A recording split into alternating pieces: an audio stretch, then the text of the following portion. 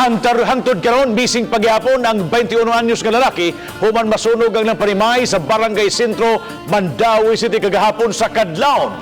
Sa mong hitabo, namatay ang iyang mga apuhan nga gingong misway pag-rescue kaniya sa nagdilaab nilang Pinoy-anan. Ang mga kabanay nahibong nga nung wa gayud makit-i ang 21 anyos nga apo. Ani ang report ni Nico Sireno.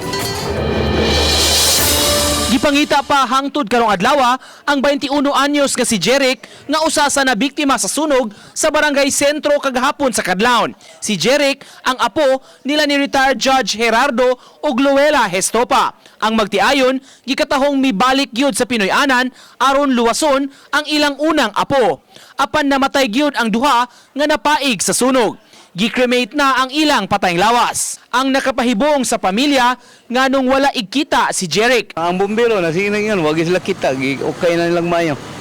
Wag sila kita, so gahapon tibok ko ang balik-balik lang wag yan. Ang yaya ni Jeric usa sa naluwas sa sunog apan nakaangkon sab og samad ug mga paso sa lawas. Asoy niya sa pag-ulbo sa kayo, gibunlot pa niya ang iyang alaga apan nagdumili kini pagkuyog. Nilugnot siya. Dito ra gina siya sa rooftop. Ano ni mga nilugnot siya bag na kuyawan? Kuyawan na siya sa init. Dili mo siya kakuha ng init kay mahadlok na siya init.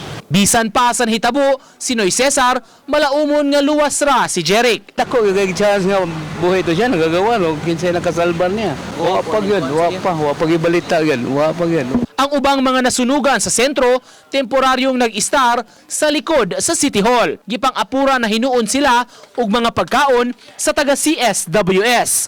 Uban ni Marlon Melgazo, Nico Sireno, Balitang Bisdak.